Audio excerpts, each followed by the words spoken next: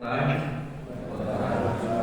É com prazer que o cerimonial da LAFEX, com a chancela da Universidade de Brasília e da Faculdade de Educação Física, anuncia o segundo seminário LAFEX sobre o tema Atividade Física e Controle Nervoso Autonômico.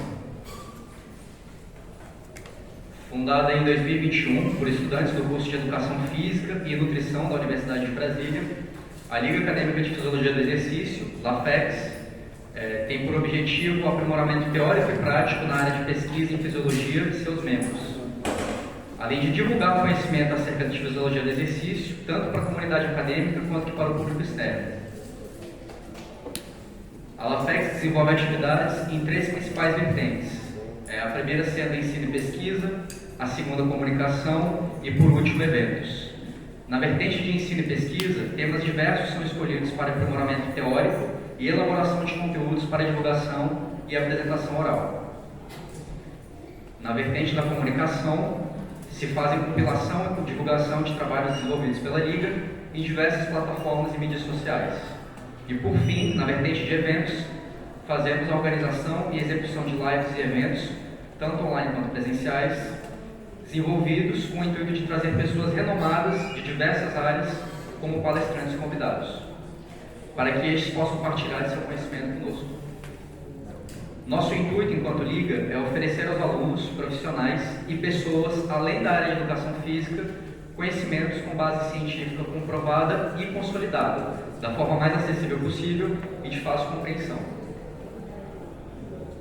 Antes de iniciarmos, eu gostaria de parabenizar o organizador do evento, Paulo César Nascimento, pois sem a participação dele, a realização deste evento, da maneira como foi feito, não seria possível. Então eu peço uma salva de palmas para ele, por favor.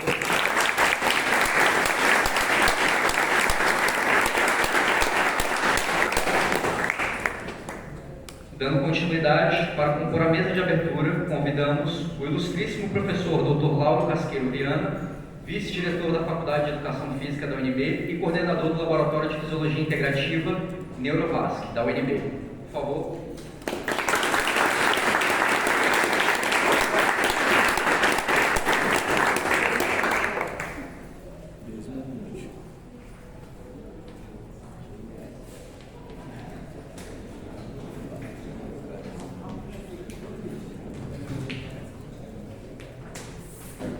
Convidamos agora o ilustríssimo professor Dr. Ricardo Moreno de Lima, coordenador da LAFEX e do Laboratório de Imagem e Exercício Resistido da UNB. Peço uma salva de palmas.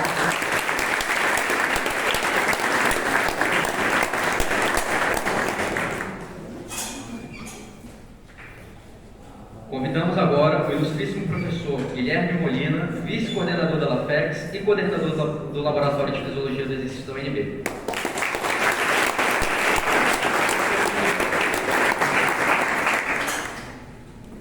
Ouviremos agora as considerações iniciais do ilustríssimo professor Dr. Lauro Viana.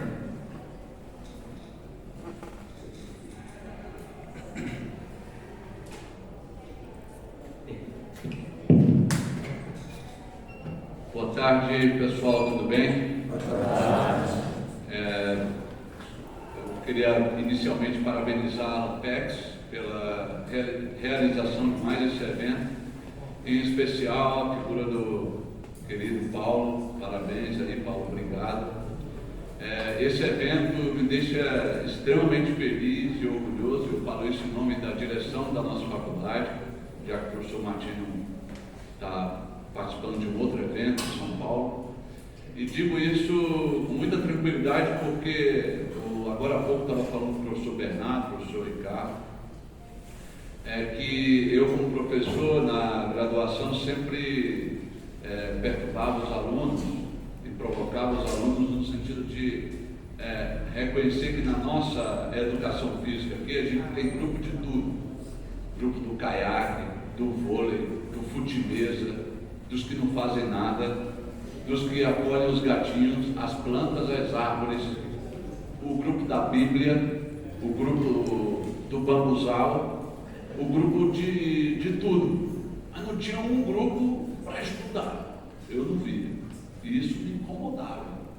Você vai lá em cima, lá nos cursos da biologia, fisioterapia, cheio de ligas acadêmicas. Então, essa liga acadêmica ela tem um significado e um pioneirismo muito grande na nossa faculdade. Eu queria deixar isso aqui registrado e parabenizar a FEX por existir e por certamente inspirar vários alunos e professores aqui dessa faculdade. Parabéns! E eu queria também parabenizar o coordenador, o professor que deu, que foi o embrionário aí na LAFEX, que é o professor Ricardo Moreno Lima. Parabéns, professor, obrigado por isso. Hoje a gente, se quiser criar outras ligas, a gente tem a LAFEX como sol a seguir. Então, parabéns a todos os membros da LAFEX. Eu queria também agradecer a participação do professor Dr. Bernardo Petriz, professor Dr. Carlos Jansen, tá ali, pela possibilidade de contar com a palestra de vocês aqui hoje. Eu tenho certeza que vai ser muito importante para os alunos, até porque vocês vão tratar de assuntos que normalmente não são tratados na nossa fisiologia da graduação. E acho que essa é a ideia da LAFEX mesmo, de aproximar coisas para além da sala da graduação para os alunos da graduação. Tá? Então, espero que vocês tenham uma ótima experiência aqui com esse evento hoje. Muito obrigado.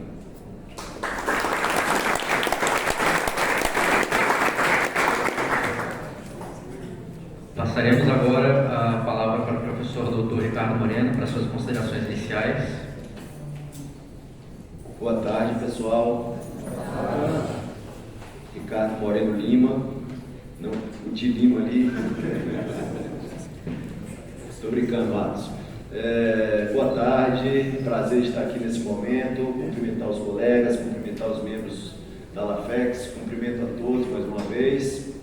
E só contar uma história rapidamente aqui. Estou vendo aí que alguns já foram meus alunos, eu sou até monitores, eu sou professor da Fisiologia do Exercício 1, e desde que eu entrei na Universidade de Brasília, na FEF, e sou apaixonado pela Fisiologia do Exercício desde a época da graduação, coincidentemente na mesma instituição do meu amigo Lauro, que eu também sei que desde aquela época era um apaixonado pela Fisiologia do Exercício também.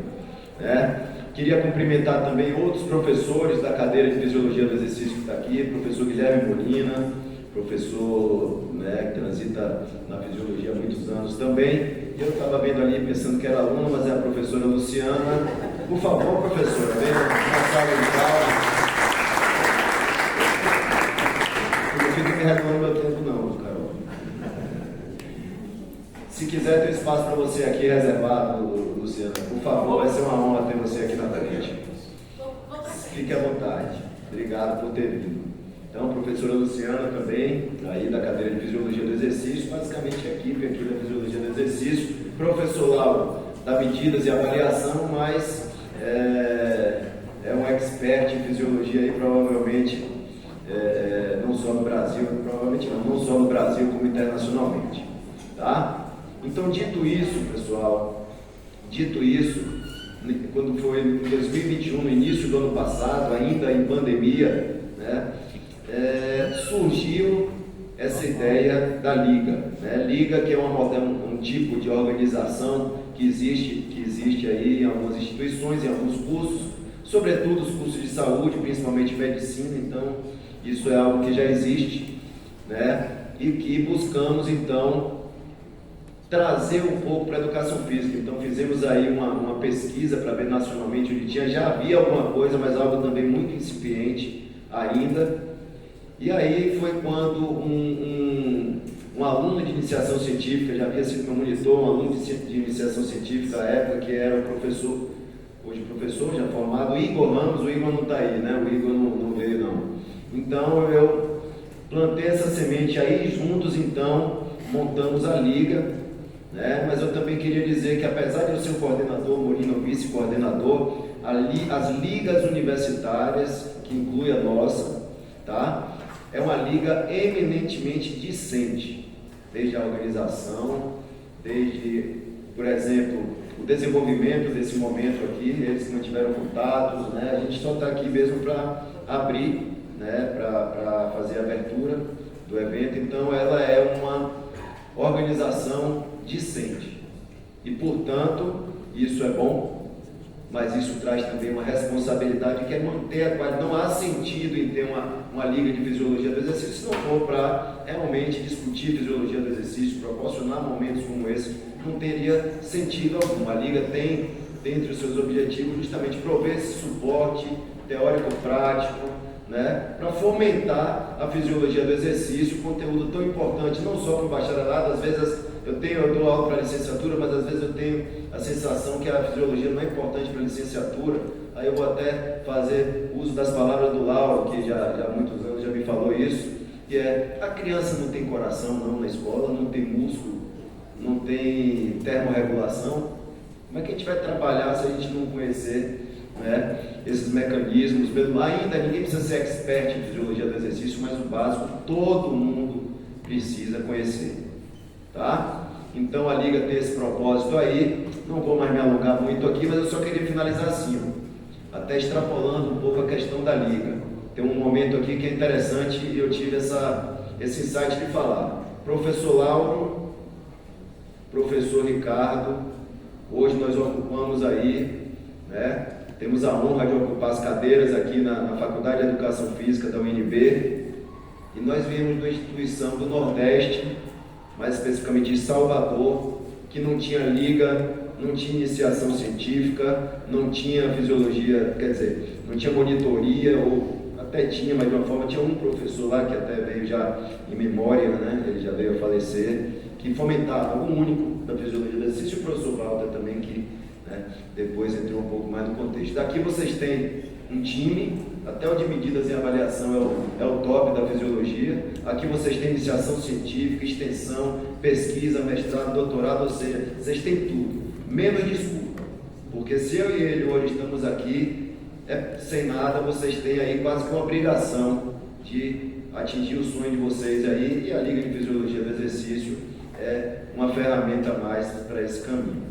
Um bom evento a todos. Queria agradecer, desculpa a falta de educação, a primeira coisa era agradecer aí o professor Bernardo, da UDF, que está aí disponibilizando o seu tempo para compartilhar conhecimento, meu contemporâneo aí de instituição, né? Acho que eu estava um pouquinho na frente, né? Embora a gente tenha a mesma idade, né, Bernardo? E queria também cumprimentar e agradecer ao professor Carlos Jansen, da Unieuro, por compartilhar. Muito obrigado.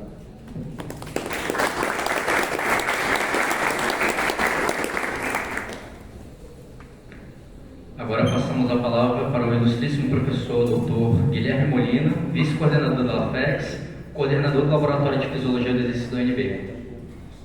Obrigado, Atos. Boa tarde a todos. Eu serei muito breve, vocês já devem estar ansiosos para escutar os professores convidados, mas antes de mais nada eu queria saudar aqui o vice-diretor, professor Lauro, professor Ricardo Moreno como coordenador, professora Luciana, minha colega, dizer que para a gente ver esse auditório hoje aqui cheio dessa forma, só aumenta a nossa responsabilidade, né, como formador, e aí pensando também que nós temos aqui alunos de graduação, alunos de pós-graduação, então isso tudo só aumenta a nossa responsabilidade, e nesse sentido eu queria fazer o destaque a vocês da LAFEX, do engajamento. Então assim, o sucesso é garantido, depende do trabalho, depende de vocês. Então, inicialmente também, eu quero dar os parabéns pelo que vocês estão fazendo hoje, tá certo? Trazer dois professores importantes, professor Bernardo, da UDF, muito obrigado, professor Carlos Jansen, da Unieuro, muito obrigado.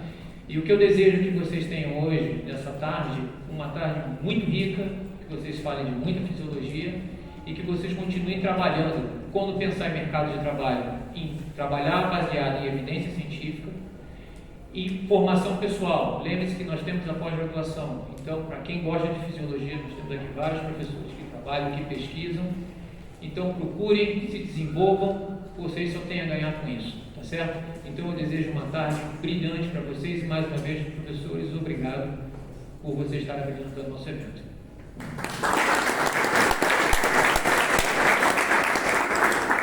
Só esqueci de falar uma coisa, eu queria também reiterar aí o agradecimento e parabenizar quem eu mais tive contato aí na organização dessa liga, que foi Atos, Paulo e o Jair, que se por acaso eu não estou esquecendo algum nome, parabenizo o nome deles, a liga como um todo.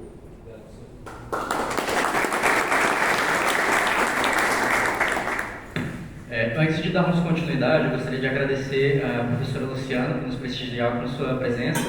Vou pedir uma salva de palmas para ela. Muito obrigado por ter...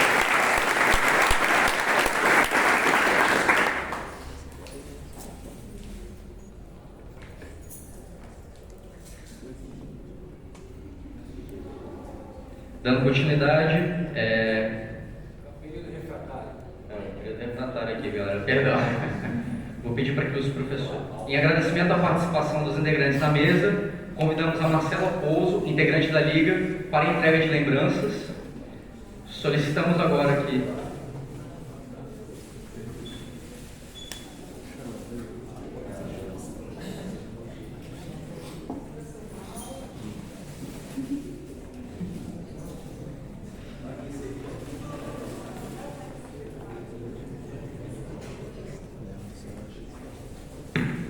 solicitamos que os professores ocupem seus lugares no espaço de honra do auditório para darmos alguns avisos prévios.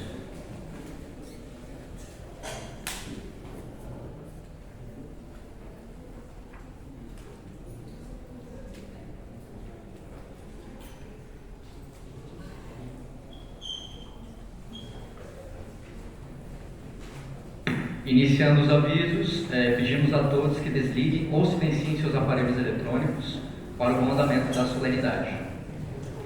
Ressaltamos ainda aos participantes presentes para preencherem os 2 formulários de presença por meio do QR Code presente em suas respectivas mesas, ou pelo link na biografia do Instagram da LAFEX. Caso alguém não esteja tendo acesso ao QR Code, por favor, acesse o link pelo Instagram da LAFEX. O primeiro formulário de presença estará disponível para preenchimento das 14h50 às 15h20 e o segundo das 15h30 às 16 horas. Portanto, fiquem atentos aos horários. Informamos também a presença do QR Code para o envio de perguntas aos palestrantes, as quais poderão ser feitas a qualquer momento ao longo do evento. As perguntas serão direcionadas a cada palestrante ao final de sua respectiva fala. Solicitamos a gentileza dos participantes em preencherem, ao final da segunda lista de presença, os campos de avaliação de evento. E, por fim, ressaltamos sobre o sorteio de alguns brindes aos participantes presentes ao final do evento.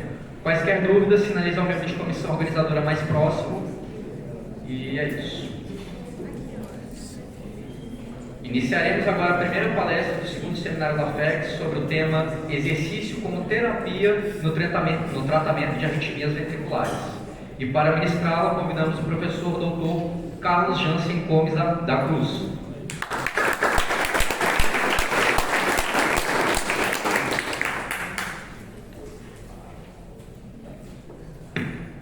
Doutor em Programa de Pós-Graduação em Educação Física e mestre em Ciências Médicas pela Faculdade de Medicina, ambos pela UNB, especialista em Fisiologia do Exercício e Prescrição de Exercícios, graduado em Educação Física pelo Instituto Euro-Americano de Educação, Ciência e Tecnologia, EUROAM, é também coordenador do Grupo de Estudos e Pesquisa em Função Autonômica Cardíaca, GFAC, da União, e colaborador do Grupo de Estudos em Fisiologia e Epidemiologia do Exercício. Pessoal, boa tarde, todos muito bem-vindos. Gostaria inicialmente de agradecer, primeiro parabenizar, eu comentei isso com o Marcos alguns minutos atrás, né? Então primeiro parabenizar pela iniciativa, questionei a ele se a Liga era uma iniciativa dos estudantes ou dos professores. E fiquei feliz em saber que é uma iniciativa dos estudantes, né? Isso demonstra interesse, vontade aí em avançar de conhecimento técnico, conhecimento científico. Então, estão todos de parabéns, agradeço pelo convite, agradeço a Liga, para mim é um prazer estar aqui na instituição. Como o Marcos mencionou, eu fiz mestrado, fiz meu doutorado aqui na UNB, então toda oportunidade que eu tenho de retornar aqui, para mim é realmente muito bacana, uma sensação muito gostosa. Hoje eu tenho uma vida bem corrida, mas conversei com o Jair e falei, Jair, eu dou um jeito, vamos lá, me coloque um horário X lá que dê para organizar com os outros colegas, eu faço questão de ir lá conversar um pouquinho. Bom, então é isso, agradeço também, é um prazer, um privilégio, na verdade, compartilhar a mesa com os colegas, o professor Lauro, o professor Molina, que são feras em controle autonômico, e aí quando eu recebi o convite, Aí eu soube que o professor Lau estaria aqui, que o professor Molina estava na organização. A primeira coisa que eu pensei, o que eu vou fazer lá? Tem duas feras que falam sobre isso lá na instituição, né? Mas eu vou lá, vou topar o desafio, a oportunidade de estar aqui hoje batendo um papo, estando com todos vocês. Tem como colocar em modo de apresentação?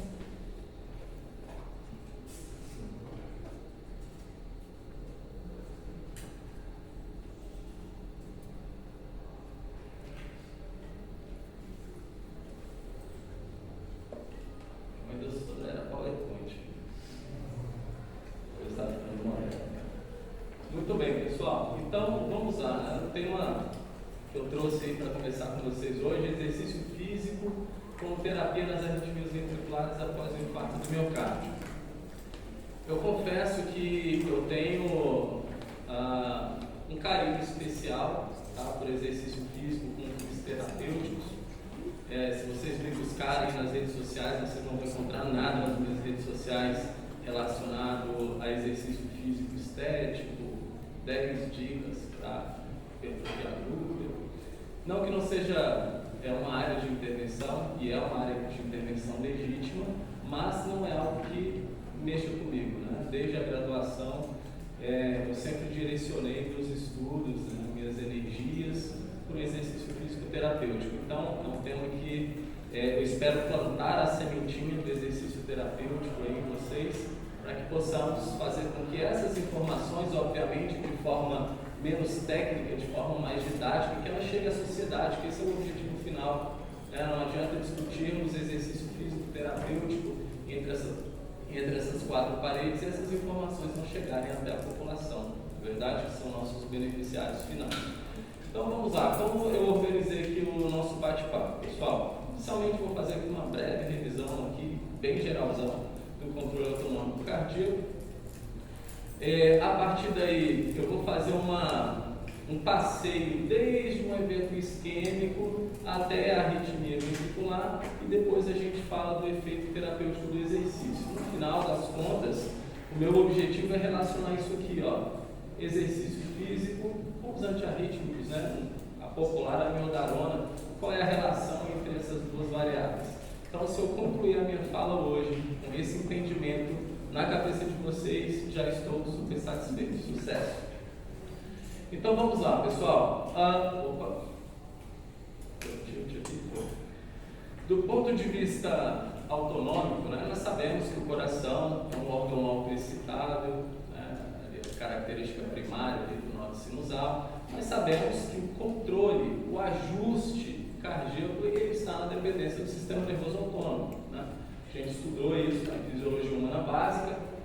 Então, no coração nós temos inervação tanto simpática quanto parasimpática. Falando aqui rapidamente da inervação simpática, nós sabemos que os neurônios simpáticos eles liberam primariamente noradrenalina, com uma porção menor de adrenalina lá no coração, e aí a gente aprendeu que quando essa noradrenalina se liga a receptor beta, considerando um coração normal, saudável, predominantemente beta 1, nós vamos ter um efeito excitatório.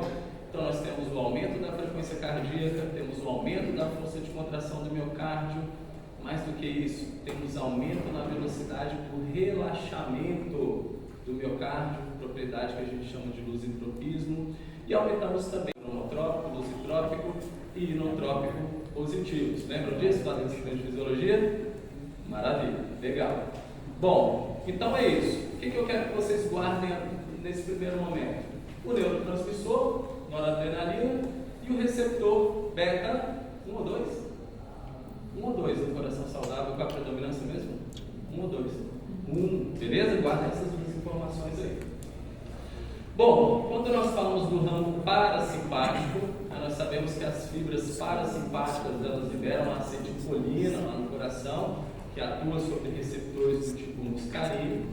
E aí nós sabemos que diferente do sistema simpático, que inerva nó sinusal, nó ventricular, miocárdio atrial, miocárdio ventricular, que domina todo o coração, as fibras parasimpáticas elas vão atuar primariamente nos nó sinusal e nó ventricular, e no miocárdio atrial, mas com pouca influência inotrópica, de força de contração nos ventrículos. Atenção! Quando a gente pega lá a literatura básica, a fisiologia básica, a informação é a inervação parasimpática no miocárdio ventricular, ela é limitada, tem pouca interferência, pouca influência sobre a contratilidade. O que não significa que essa inervação parasimpática lá no miocárdio ventricular não seja importante, ok? Talvez do ponto de vista da contração do miocárdio não seja tão relevante, mas eu vou mostrar para vocês um pouquinho mais adiante que do ponto de vista funcional, essa atividade parasimpática, ela é fundamental, tá? Até aí tudo bem? Beleza, né, pessoal? Tranquilo. Quem gosta de fisiologia, levanta a mão, mas gosta de verdade. Tá vendo? Conflito de interesse aí. Beleza, show de bola. Quem não gosta, espero que saia de hoje aqui, pelo menos com aquela paixonite assim, tá? Vamos lá, então, o que nós vamos discutir agora? Em uma condição fisiológica normal, nós devemos ter um equilíbrio entre esses dois ramos. Um equilíbrio entre o sistema simpático e o sistema parasimpático. Em condições necessárias, em condições de estresse, a gente aumenta o simpático e diminui o parasimpático. E em situações opostas, a gente aumenta a atividade parasimpática e diminui a simpática. Legal? Então, em coração normal, coração saudável, nós devemos ter um equilíbrio na atividade desses dois ramos aí sobre o coração. Jansen, e o que acontece quando se tem um evento isquêmico? Quando eu tenho privação de oxigênio lá no miocárdio, né? Como nós vamos falar de infarto, nós vamos falar aqui de isquemia. Bom, o primeiro passo para a gente estudar a influência do sistema nervoso autônomo nas arritmias é a gente caracterizar o que acontece com a inervação no coração depois de um evento isquêmico. E aí, nesse sentido, o que esses pesquisadores fizeram? Eles pegaram lá um grupo de animais, fizeram a oclusão na coronária e estudaram, após um determinado período, o comportamento da atividade parasimpática sobre o coração. Daqui a pouco eu entro em mais detalhes sobre a técnica.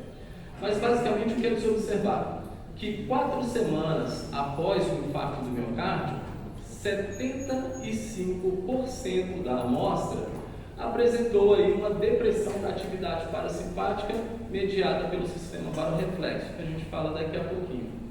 Então, de uma forma geral, do ponto de vista de caracterização, nós já sabemos hoje, isso já é consensual na literatura. Se você tem um evento isquêmico, a tendência é que ocorra uma depressão da atividade parasimpática sobre o coração. E o que eu tenho a ver com isso, professor? Eu sou profissional de educação física, daqui a pouco eu falo. Muito bem, então essa depressão da atividade parasimpática, como vocês podem ver, ela aconteceu ali na maioria dos animais. Isso já está bem estabelecido em seres humanos, porque esse tipo de pesquisa não é feita em seres humanos. Você não vai coletar atividade parasimpática em uma condição normal e induzir um infarto a alguém para ver o que acontece. O que nós temos é comparações, né? Nós comparamos os indivíduos infartados com não infartados. Agora, se eu quero ver uma relação causal, o interessante, obviamente, é que se usa modelos animais, tá? Bom, e aí fizemos essa caracterização. Qual foi o segundo passo? O segundo passo é o seguinte: vamos identificar agora aqueles animais que são mais suscetíveis a desenvolver episódios de arritmia durante o exercício. Então, o que os pesquisadores fizeram? Pegaram lá um grupo de animais lá que sofreu um infarto do miocárdio, pegou esses animais, colocou para se exercitar e durante o exercício, oclusão na coronária. E aí eles separaram aqueles animais que tiveram uma indução de fibrilação ventricular, uma arritmia grave, daqueles que não tiveram. Aqueles animais que tiveram a fibrilação, eles chamaram de animais suscetíveis, ou seja, nós estimulamos e eles tiveram um evento arrítmico. O outro grupo de animais que não desenvolveu, que não teve um episódio arrítmico durante o exercício, eles chamaram de animais resistentes. E aí, agora a caracterização foi diferente. Vamos caracterizar aqueles que são vulneráveis a arritmias e aqueles que são resistentes a arritmias. O que eles encontraram? Eles observaram uma tendência de uma frequência cardíaca mais baixa naqueles animais que eram resistentes à arritmia, Uma atividade parasimpática mais elevada. Opa, peraí, será que tem alguma coisa aqui? Os animais que não sofreram um evento arrítmico tinham a atividade parasimpática aumentada durante o exercício. Será que existe alguma relação? E aqui a gente pega outros marcadores, né, de atividade parasimpática, como a própria variabilidade da frequência cardíaca, né? Todos os marcadores indicando que aqueles animais que tinham uma maior atividade parasimpática tinham ali um certo efeito cardioprotetor. Muito bem. Quando a gente analisa a função barorreflexa, né, quando foi avaliada a sensibilidade barorreflexa desses dois modelos de animais, a gente observou que aqueles animais que são resistentes ao evento arrítmico tinham uma maior sensibilidade da atividade barorreflexa, da ativação barorreflexa.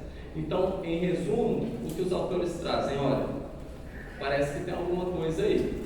Os animais que são resistentes à arritmia, eles apresentam uma maior atividade parasimpática sobre o coração e uma maior sensibilidade barorreflexa. Mas o que faltava até então? Um estabelecimento de uma relação de causa e efeito. Então, o grupo de pesquisadores pegou, mais uma vez, modelos animais, é óbvio, pegou um grupo de animais para poder identificar o chamado limiar arrítmico. O que é o limiar arrítmico? É a corrente necessária para induzir a arritmia naqueles animais. Ok? Então, quando essa corrente era alcançada, chamava-se essa intensidade de limiar arrítmico. E aí o que eles observaram? Nós temos aqui um grupo controle e um grupo em que a atividade parasimpática cardíaca foi estimulada. E a gente observa que quando eu aumento a atividade parasimpática sobre o coração, o limiar arrítmico aumenta. Pessoal, isso é extremamente importante. Por quê? Se eu quero diminuir o risco de arritmia ventricular do meu beneficiário, do meu cliente lá fora, qual tem que ser meu objetivo? Aumentar a atividade parasimpática sobre o coração. Olha o nível de discussão, né, que a gente pode chegar. Muito bem. E aí eu falei para vocês, lá no segundo slide, que a atividade parasimpática, o neurônio parasimpático libera um neurotransmissor. Qual é ele mesmo, pessoal? Lá no coração, eu esqueci. Neurotransmissor parasimpático lembra o nome do Molina? Acetilcolina, muito bem. Não dá para esquecer essa não, pessoal. Acetilcolina. E aí o que eles fizeram? Poxa, vamos ver se de fato é a acetilcolina que está gerando esse efeito antiarrítmico aí no coração. E aí eles fizeram a infusão de atropina, que é um bloqueador de acetilcolina, e verificaram que o efeito permaneceu. Ou seja, parece que não é a acetilcolina sozinha que está fazendo isso. Em resumo, não vou ficar aqui perturbando vocês com mecanismos, mas basicamente eles viram que o aumento da atividade parasimpática sobre o coração é acompanhado da liberação de óxido nítrico, e esse óxido nítrico parece ser um dos principais agentes antiarrítmicos lá no coração. Bom, até agora vocês podem estar se perguntando aí, e o que eu tenho a ver com isso? Então vou ajudar vocês. De uma forma bem geral, porque eu só tenho 35 minutos, tenho 20 agora. De uma forma resumida, nós sabemos que o exercício físico aumenta a atividade cardiovascular. Isso já é consensual na literatura. Temos vários estudos demonstrando que a prática regular de exercícios físicos aumenta a atividade parasimpática sobre o coração, o que até um certo ponto é bom, mas isso até um certo ponto eu vou deixar para um outro momento, não tenho muito tempo aqui. O que até um certo ponto é bom, por quê? Porque nós vimos que se eu aumento a atividade parasimpática sobre o coração, eu vou diminuir o risco de arritmia e, consequentemente, morte súbita. Lembra que eu falei para vocês, olha, quando a gente pega lá o livro de fisiologia, está escrito que a atividade parasimpática não tem muita influência sobre a contratilidade, mas embora essa contratilidade ela seja pouco significativa perto do que o simpático faz, pensando em regulação de ritmo, essa atividade parasimpática parece ser bem importante, né? Uma vez que a gente está falando de arritmia, ventricular. Bom, além disso, também está bem estabelecido na literatura que o exercício físico aumenta a sensibilidade do barorreflexo. Foram os dois problemas que eu apresentei para vocês. Infarto, você tem depressão vagal e disfunção barorreflexa. Exercício, você tem aumento de atividade vagal e melhora da sensibilidade barorreflexa. Então, poderíamos, em outros momentos, estar discutindo aqui beta-bloqueadores e por aí vai, mas a gente está falando de treinamento, a gente está falando de exercício físico. Agora a questão é, quem está de fato preparado para atender esse cenário? Quem tem, para começar, coragem, peito para pegar um cliente desse aí, que apresenta um limiar arrítmico lá de 4 ou 5 metros e submeter a um programa de treinamento? Para isso a gente precisa o quê? Estudar bastante, entender, né? Você quer estudar, não é muito fácil, a gente precisa de concentração, precisa de organização, mas é necessário. Tenho certeza que todo mundo aqui quer ser um profissional de referência, um profissional de sucesso, e isso é impossível sem horas de estudo. Com o perdão da palavra, meu orientador Guilherme Molina sempre falou, bora bunda cadeira. Enfim, o exercício físico, por aumentar a atividade cardiovascular e outros fatores que eu vou mencionar, ele diminui o risco de arritmias ventriculares e, consequentemente, diminui a mortalidade. Então, a gente está falando de exercício físico terapêutico, né? Bom, e o outro lado? Porque nós temos inervação parasimpática e inervação simpática sobre o coração. Pessoal, já está muito bem estabelecido na literatura que após um evento isquêmico ocorre, ou pode ocorrer, né, na grande maioria dos casos, um estado de hiperatividade simpática, ou seja, excesso de ativação simpática sobre o coração e vasos sanguíneos. Pensando lá no coração, a gente sabe que depois de um evento isquêmico pode ocorrer sim esse aumento da atividade simpática, e com o passar dos meses de recuperação após o infarto, existe uma tendência a essa atividade simpática ir retomando os valores pré-infarto. No entanto, não é sempre que isso acontece. Tá? Para quem trabalha com doença crônica, sabe que quando você avalia o sistema nervoso autônomo, por técnicas simples, como a variabilidade da frequência cardíaca, é comum você identificar depressão desse sistema, depressão dos marcadores parasimpáticos, apesar da gente não ter poder para falar do simpático, né? Mas já é um indicativo. Então, existe uma tendência a esse retorno que muitas vezes não ocorre de forma a se alcançar o valor pré-infarto, e parece que as mulheres têm um atraso especial em relação aos homens, considerando esse retorno. Parece que após o infarto a mulher demora um pouco mais a se recuperar, o que os autores trazem como um possível mecanismo pelo qual elas são mais suscetíveis às arritmias ventriculares após um infarto do miocárdio. Bom, então, legal, parasimpático deprimiu, a gente já viu que o exercício físico aumentou. A gente sabe que a atividade simpática aumenta, e o exercício que ele faz? A literatura demonstra para a gente, tanto por meio da análise da atividade nervosa simpática, que o professor Lauro domina bastante, quanto pela análise de catecolaminas circulantes, que o exercício físico diminui essa atividade simpática, né? Por que isso é importante?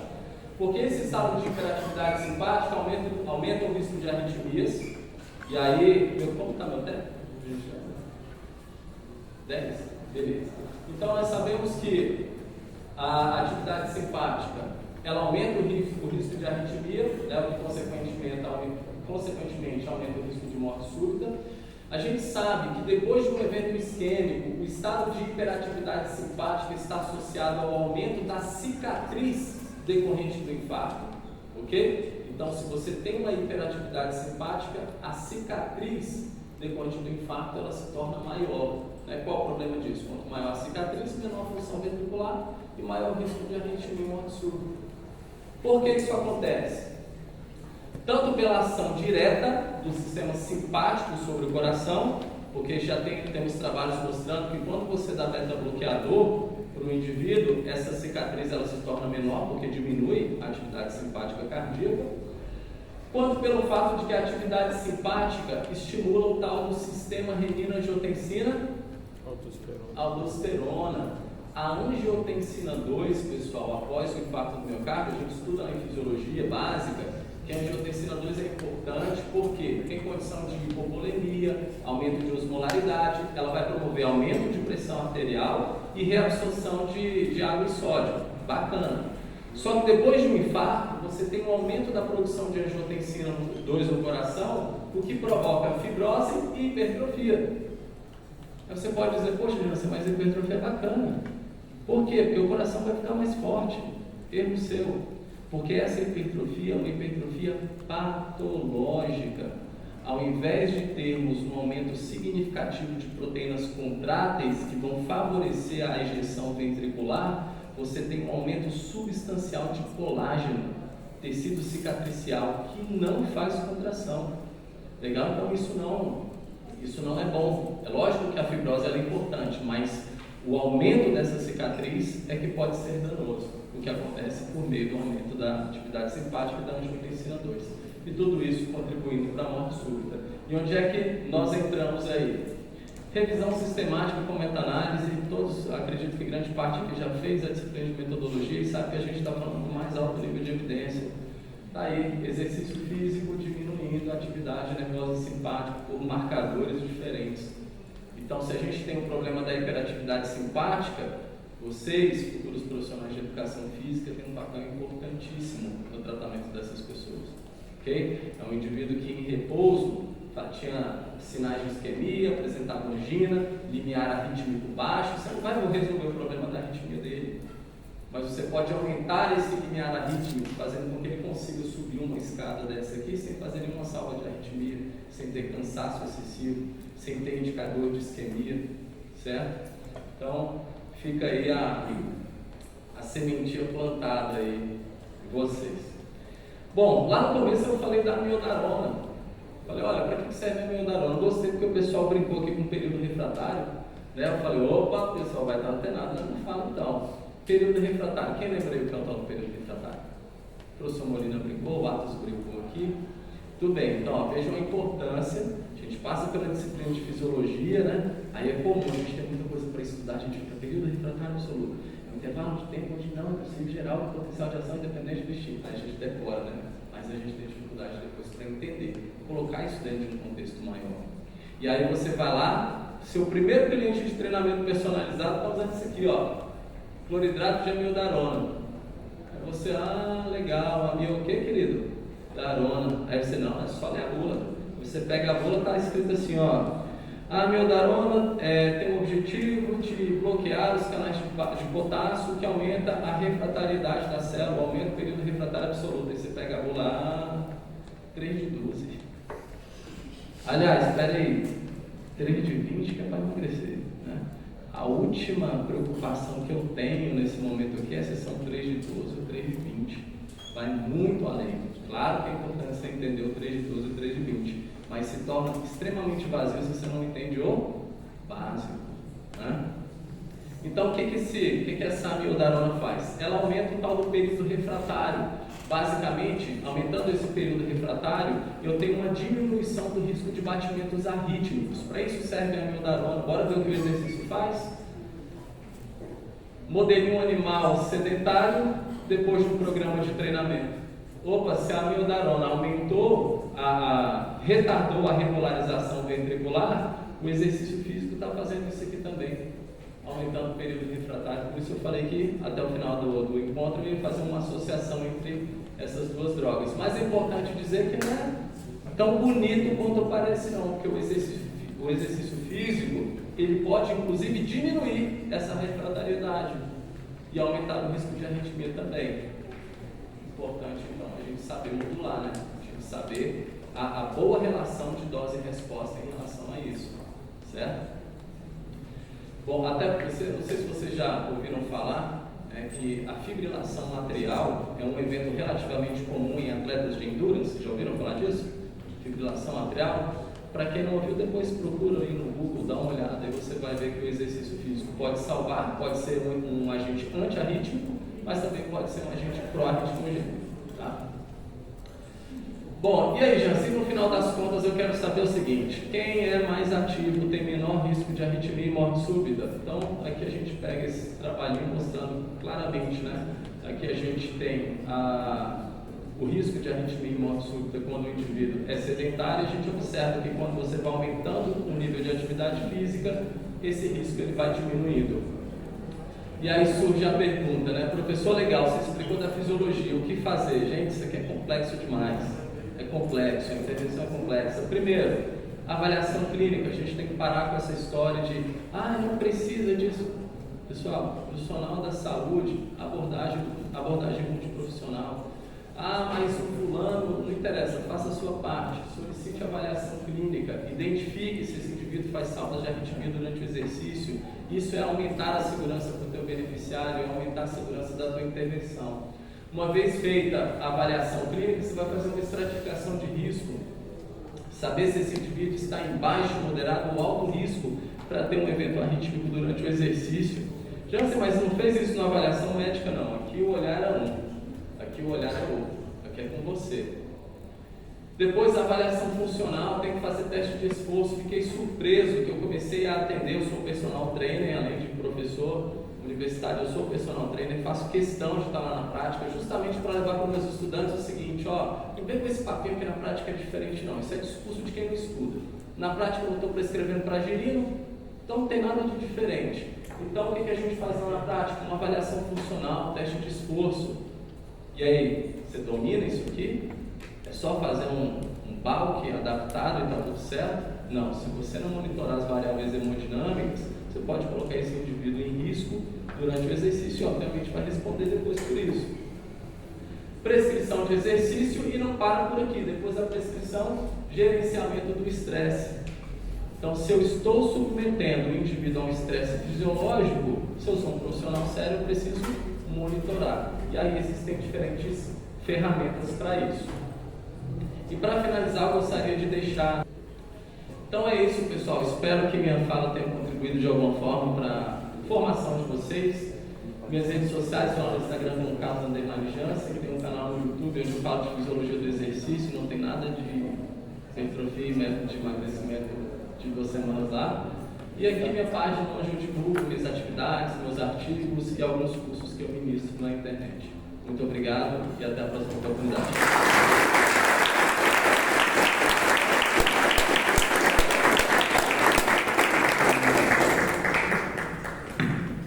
Agradecemos ao professor Dr. Carlos Jansen por esta importante apresentação e esperamos contar com sua presença em outras oportunidades, professor.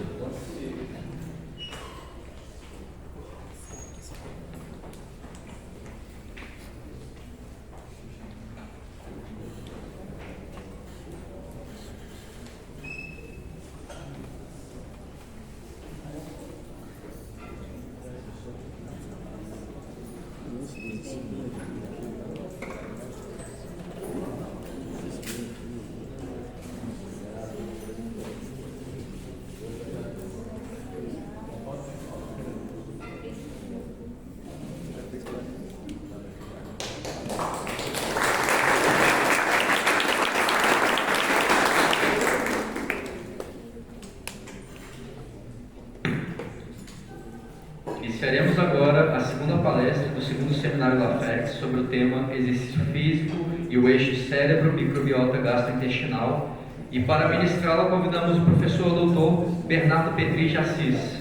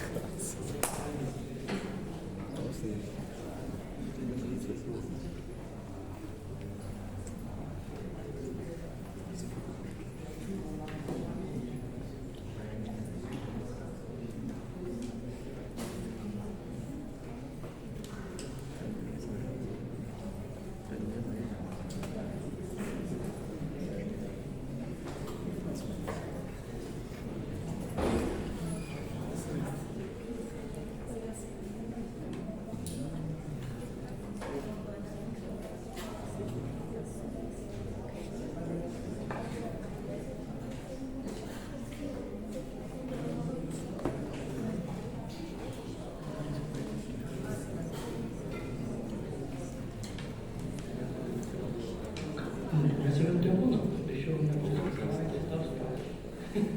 Pessoal, boa tarde.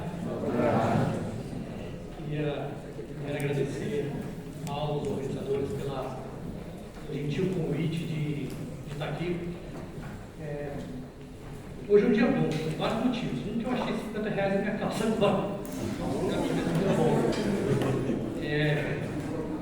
Outro, que eu estou muito feliz de estar aqui na UNB. Meu pai é docente da casa, da engenharia, minha mãe da educação. Eu sou um típico aluno de Brasília, né? Formei na Católica, meu avô na UDF, o outro avô no CEUB, e hoje com os palestrantes aqui também, Daniel. Eu fico feliz que a gente pode fazer esse tipo de intercâmbio de instituição. A gente tem que valorizar a nossa região, o que tem de melhor. Então, parabéns aos organizadores das ligas.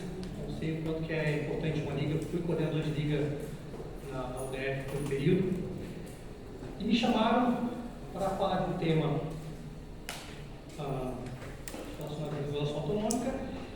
De uma certa maneira, eu peço desculpas, essa semana inteira eu fiquei muito doente e hoje é o primeiro dia que eu tive voz. Então eu estou feliz de estar podendo falar. Bom, me chamaram então para falar de um tema que envolve, de toda maneira, um eixo de regulação autonômica. Hoje eu venho aqui num propósito bem... Segura, não tem tempo aí. Num propósito de mais de dividir com vocês uma área que eu não considero ela completamente explorada e entendida. Há uns 5 anos atrás, a impressão que eu tinha é que a tal da microbiota, ela resolvia tudo. Ela estava associada com tudo. Tem até a roleta da microbiota. Se você girar uma doença, você vai achar correlação com uma bactéria. Isso já chama a atenção da gente para alguma coisa. Então, calma aí, não tem uma solução de tudo. Então eu me coloco não como um expert em regulação autonômica, de fato não sou, mas as minhas pesquisas estão começando a ir para uma linha que faz interface com isso. São dados muito de pesquisa experimental. Acho que tem que dar um clique aí, só na tela, que às vezes ele... Deixa eu ver se ele vai agora.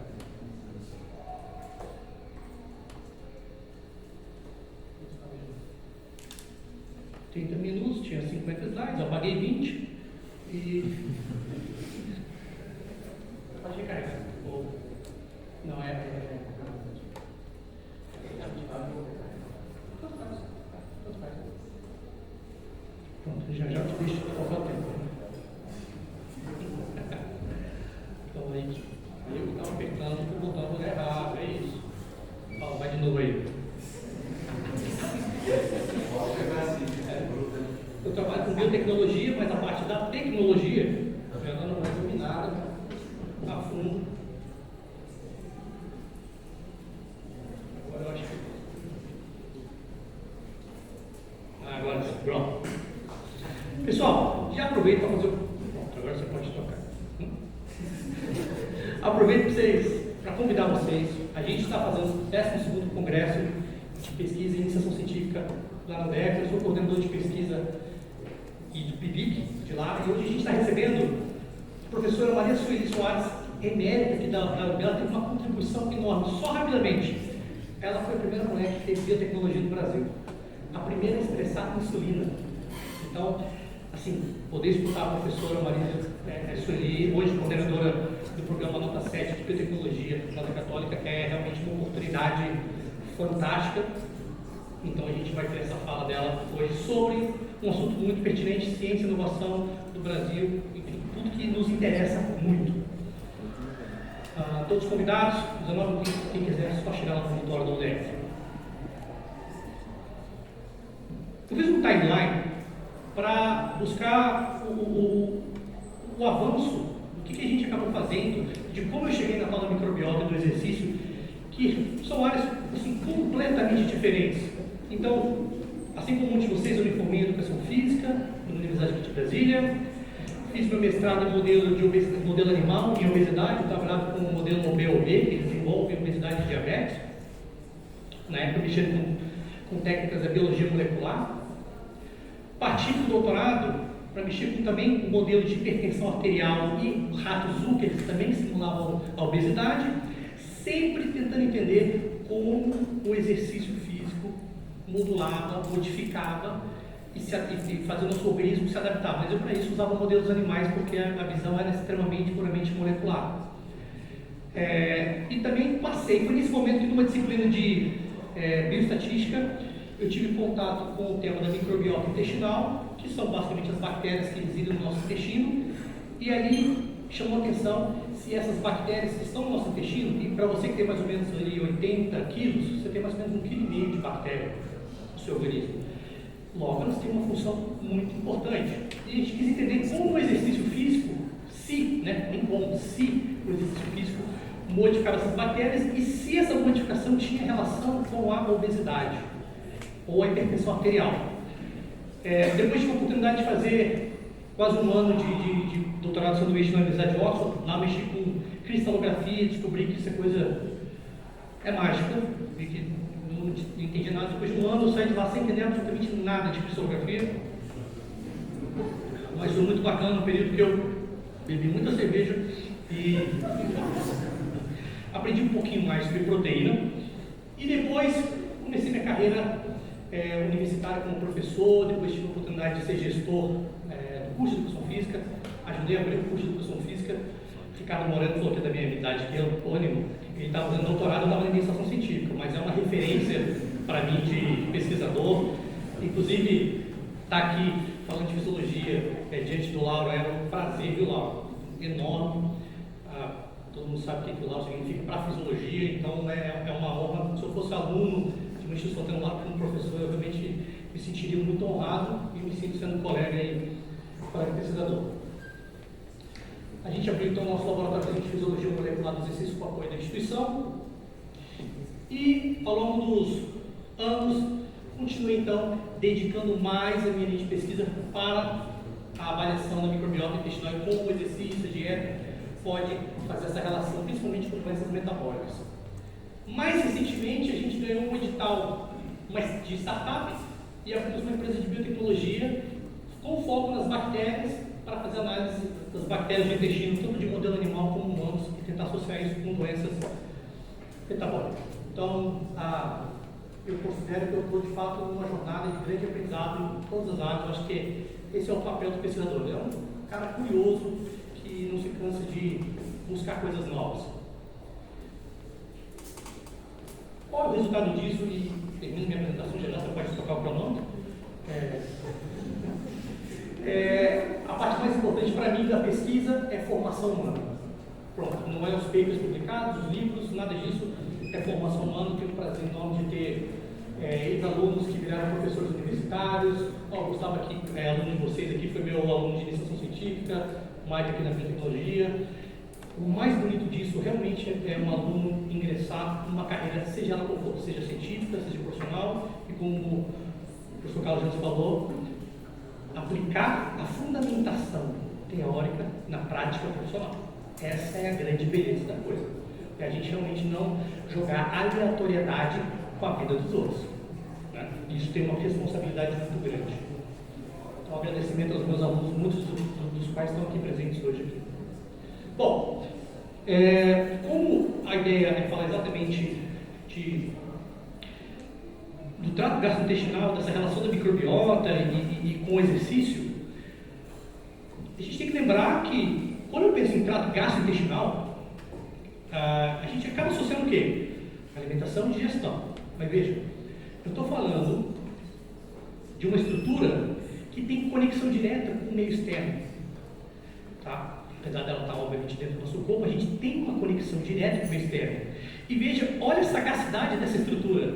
Ao mesmo tempo em que ela tem que buscar fazer a mobilidade e a absorção dos alimentos para depois degradá-los enzimaticamente e fazer a absorção, ela também tem que barrar patógenos, barrar elementos que podem nos fazer mal.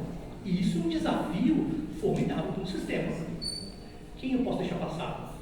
A frutose passa? Passa. O ácido graxo passa? Passa. E polifenil passa? Às vezes depende. Então, é um sistema muito intricado.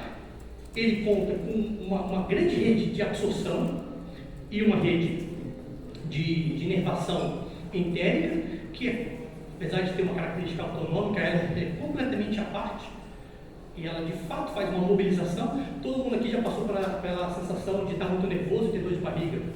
E aí falava, nossa, o nosso estômago, não só o estômago, né, mas o seu trato gastrointestinal de fato reage aos elementos externos, certo? Então a gente tem que sair da ideia de pensar que isso aqui é só um órgão de absorção nutricional. E eu arrisco dizer que talvez de todos os temas é o menos compreendido frente ao exercício, mas e sofre grandes impactos. Talvez aí quem é praticante de endurance, de provas de longa duração, já teve a sensação já experimentou sangramentos, cólicas, fortes, tudo isso. Ou seja, ele sofre com o impacto do exercício de longa duração de alta intensidade. No fundo, a gente está falando disso, né? Um sistema que pega os grandes macronutrientes, os quebram por uma série de enzimas, ele também produz uma série de moléculas antimicrobianas para tentar barrar a entrada de patógenos, e a gente precisa o quê? Absorver o máximo desses elementos, transportar para a corrente sanguínea, para depois o quê? Reconstituí-los dentro das células, sendo reservas energéticas e nutricionais que sejam. Essa é a historinha que a gente aprende na fisiologia de uma maneira geral. O que a gente acaba não aprendendo, e tudo isso só é possível graças a uma estrutura, né, epitelial que forma as velocidades, as microvelocidades, e que em alguns livros de fisiologia até falam que se a gente pudesse esticar toda a área tecidual das velocidades, microvelocidades presentes no intestino delgado, a gente teria quase uma área correspondente a uma quadra de tênis. O que isso significa? Que eu tenho uma ampliação de área absortiva. Se eu tenho uma área maior, ou seja, eu consigo captar mais nutrientes, o que é ótimo, mas eu também acabo captando e absorvendo talvez elementos físicos. Então, quando falo assim, nós somos o que comemos, há uma certa verdade nisso, porque nem sempre a gente consegue barrar tudo.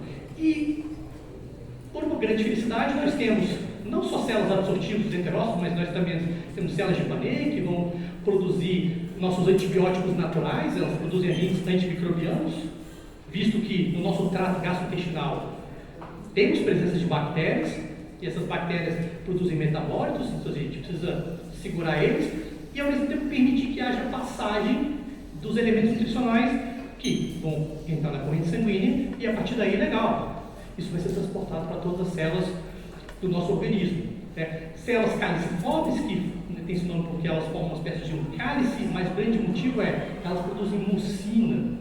E mucina é um elemento que, em contato com a água, produz muco, e muco protege o seu trato gastrointestinal. Primeira coisa que você perde quando você toma antibiótico, tá? Você tem a perda de muco nas fezes. Tá? Aquilo ali é um sinal que você começa a ter alguns probleminhas possíveis gastrointestinais. Mas isso aí rapidamente também é recuperado. Mas a minha fala não é nada sobre isso. Minha fala chega aqui. Eu acho que agora o pronome deve começar. Porque a grande sacada, e que é pouquíssimo estudado. Vocês têm microbiologia na grade de vocês? Não tem, eu também não tive. Então, a nutrição vai ter, e esse tema talvez seja um pouquinho mais corrente na nutrição. É que, além dessas células absortivas, células de Panay, células caliciformes, a gente tem, além do muco, centenas e centenas de milhões de micro-organismos, fungos, vírus, mas em grande maioria, bactérias que colonizam todo o seu corpo, inclusive pele. O problema é que quando uma bactéria de um lugar está em outro, então quando uma bactéria da pele entra na corrente sanguínea e ali não deveria estar, é que a gente começa a ter problemas de sepsis. Mas essas bactérias que estão ali no nosso intestino, vejam, elas estão fazendo uma relação muito íntima com a nossa fisiologia, porque essas bactérias têm seus genes próprios, logo elas produzem suas proteínas e enzimas próprias, e elas fazem uma relação direta e uma conexão direta com nossas células e o nosso genoma. Com uma diferença, nós não fazemos cruzamento horizontal. O que significa isso? Uma bactéria, se quiser uma característica de uma outra bactéria, ela pega o gene dela emprestado e ela se adapta. Eis o perigo de vocês tomarem antibióticos sem necessidade. O que vocês estão fazendo? Tratando um bando de bactérias que não deveriam estar tratadas, mas o que acontece? Elas passam a receber a informação genética de proteção contra aquele antibiótico que você acabou de tomar de graça. Na sua próxima infecção, você tem todo um rol de novas bactérias prontinhas para se defender sozinhas. Tá certo? Então, isso é um dos problemas. A bactéria em si não é um problema, é uma grande solução para a gente. E eu vou deixar aqui 3 fatores importantíssimos para elas, que eu acho que todo mundo, talvez na área da saúde, deveria passar a entender. Uma é que essas bactérias vão fazer a maturação do seu sistema imunológico, nato adaptativo. Você vai herdar elas a partir do nascimento, principalmente quando você passa pelo canal vaginal da mãe ou até mesmo por cesárea. Já falo sobre isso. O segundo ponto é a proteção contra patógenos. Se você tem uma camada de microbiota originária sua, ela serve como padrão de proteção contra aquela salmonela que estava ali naquele alimento que não deveria estar. Se você não tivesse essa camada, as consequências da sua salmonela em você seriam muito mais agravadas. E por fim, a digestão, porque essas bactérias conseguem degradar polissacarídeos complexos que nós não conseguimos fazer naturalmente. Processamos celulose. Celulose é carboidrato, pessoal. Celulose é carboidrato. A diferença é que nós não temos enzimas que conseguem fazer degradação de celulose. Logo, sai pelas fezes. Se conseguíssemos, nós de certo extrairíamos a parte energética contida nas ligações glicosídicas do carboidrato da celulose. Então, mas elas conseguem processar e fermentar polissacarídeos complexos que a gente não consegue. Bom, como é que funciona essa questão aqui e com o paper associado do Lancet, mostrando pra gente essa historinha? O fato é que no nascimento, ao passar pelo canal vaginal da mãe, esse canal vaginal da mãe já tem um padrão de microbiota dela. Bom, herdamos nesse momento essas bactérias. A partir daí você ganha uma assinatura. Você acabou de ser marcado pelaquela microbiota herdada pela mãe e que vai fazer interação com o seu organismo. E isso vai se maturando ao longo de vários fatores. Se aquela criança tomou leite materno ou se tomou suplemento externo, se ela teve contato com antibiótico na infância ou não, se ela comeu bastante terra, como terra é bom. De verdade é bom, porque você vai ter contato com micro-organismos que ajudam você, como criança, tá? Não é comer terra agora, mas quando criança você come terra, e você, ao ter contato com aqueles micro-organismos, veja bem, você basicamente acionou o sistema imunológico para fazer essas primeiras deficiências. Não é o que a criança faz? A criança, ao engatinhar, não está tendo botando a mão na boca? É ok, é isso, faz parte. Se a gente tivesse uma criança gnóstica, igual que temos animais criados em laboratório, ela não sobrevivia um dia fora sem essas proteções naturais que a gente herda. E o que a gente sabe nessa história toda é que crianças que nascem por cesárea, ela tem um padrão completamente distinto da microbiota de crianças que nascem por canal vaginal. E essa microbiota ela passa a ter uma característica semelhante após 3, 4 meses. Antigamente, uns 5, 6 anos atrás, achavam que não, que isso permanecia por resto da vida diferente. Depois descobriram que com os fatores normais da alimentação características de criança, fazer uma certa curva, essa bactéria, a diversidade, a quantidade e as características microbianas se assemelhavam depois.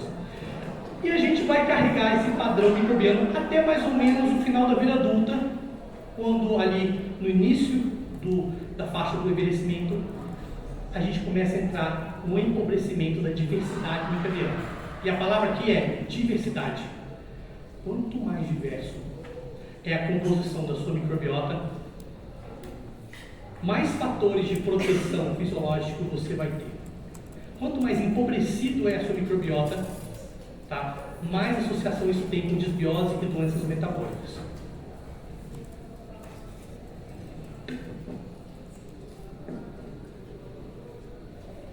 Então está aqui um painel bem ilustrativo, mostrando as bactérias contidas no lume intestinal. sempre em contato com os enterócitos e com as criptas cheias de células de Panay que produzem seus antibióticos naturais.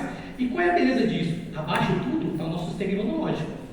É que grande parte dessas células aqui possuem receptores do tipo toll-like.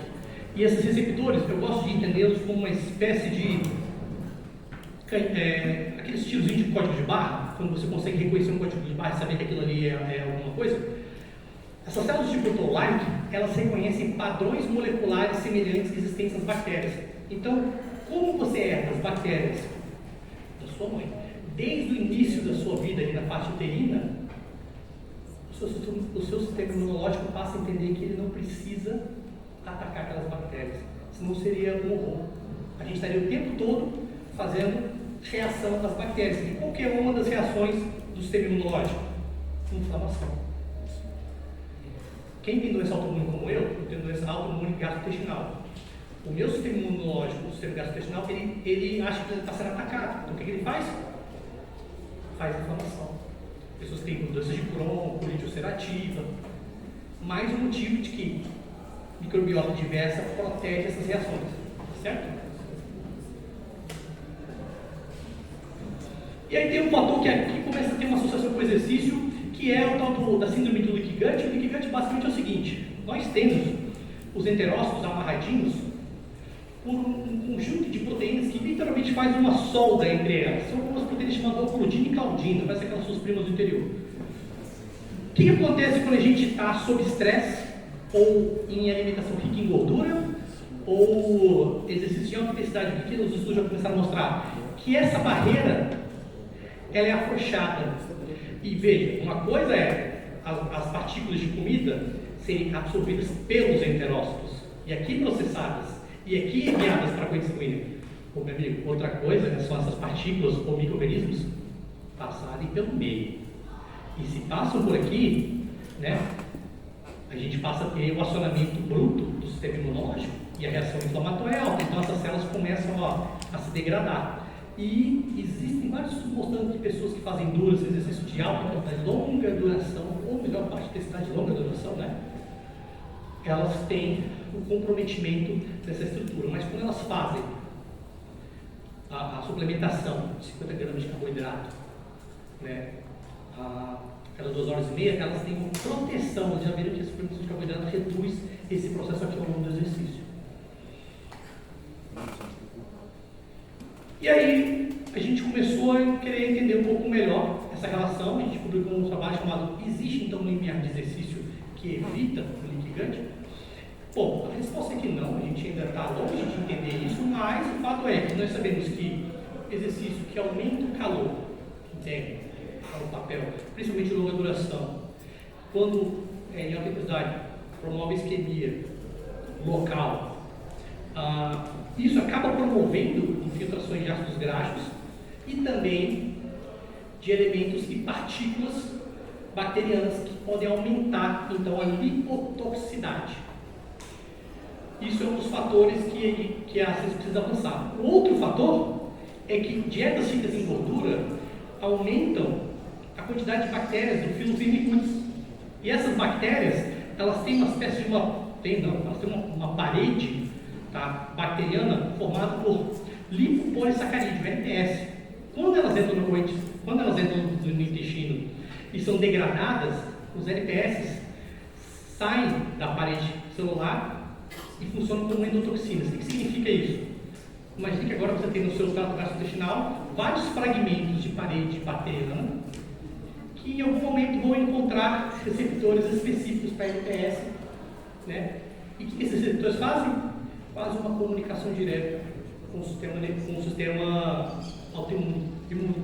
E aí, de novo, aumenta-se a inflamação. Hoje, o entendimento da obesidade, a gente sai daquela fase de ficar só contando caloria. Se vocês forem no departamento de nutrição, conversar com alguém da área da nutrição funcional, vocês vão ver que eles vão tratar pessoas obesas como pessoas que estão numa, que a gente chama de low grade inflammation, uma inflamação constante de baixo grau. E para quem estudou patologia aqui sabe que mas a inflamação ela tem que ter começo, meio e fim. E isso é uma resposta positiva para nós. O exercício físico, inclusive, em um certo modo, ele é pró-inflamatório. Mas a beleza é que, quando constante e adaptado, ele promove estímulos muito mais anti-inflamatórios do que pró-inflamatórios. Tá certo? Então, do ponto de vista sistêmico, é isso. O que a nutrição faz hoje? Reduz o excesso de gordura, aumenta a fibra, diminui a grande concentração de bactérias do Firmicutes, desinflama aquele paciente, reduz a sinalização do low grade inflammation, ou seja, trata a inflamação. Nós sabemos que a inflamação está associada à resistência à insulina, doenças metabólicas, ou seja, tudo muito está conectado. Com o tempo, quanto mais glicopolissacarídeos você tem, mais a resposta autoimune ela vai aumentando com o tempo, até que chega um ponto que você tem quase uma sinalização inflamatória constante. Bom, outro papel é a microbiota da digestão.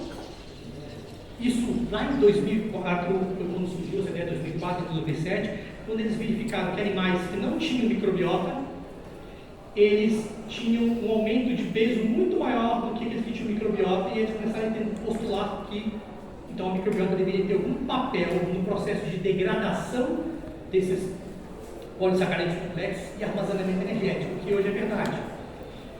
Quando a gente vai para o lado humano, a gente verifica que pessoas com heterótipo obeso, elas têm um perfil microbiano diferente de pessoas mais magras, eutróficas. Ou seja, o componente da microbiota delas consegue armazenar mais energia que seria eliminada na espécie.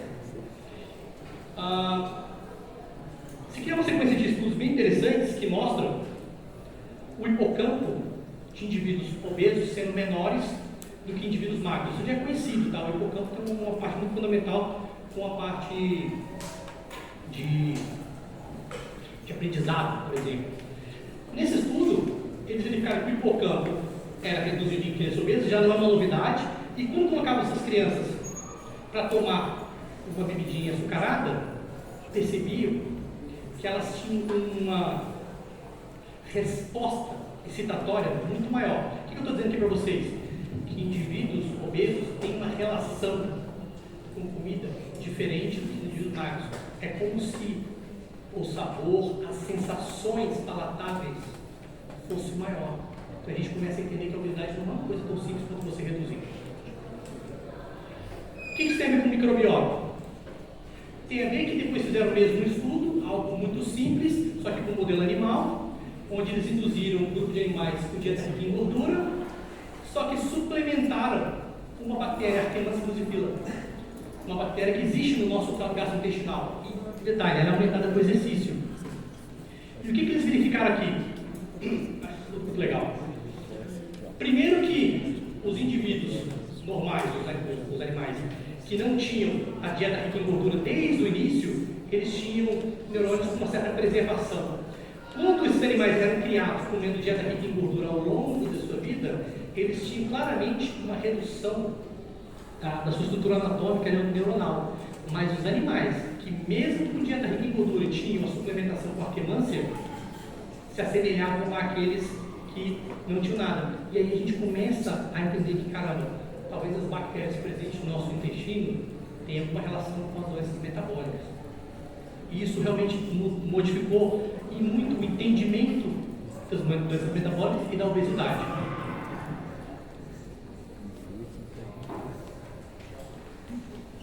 Há 10 anos atrás, seguindo nessa sequência, os americanos, os europeus, cheios de dinheiro, o que eles faziam? Estavam sequenciando bactérias no intestino de todo mundo, pegavam grandes populações de obesos, sequenciavam, pegavam grandes populações de magros, sequenciavam, e começaram a comparar esses heterótipos, obeso, magro, quais bactérias estavam aqui, não estavam ali, e começaram a perceber que, bom, os indivíduos, à medida que eles tinham muito mais Firmicutes, de fato, que é um grande filo de bactérias, eu tenho centenas de milhares de bactérias que estão nesse filo, tá? Não é uma bactéria. Eles tinham uma tendência a serem obesos,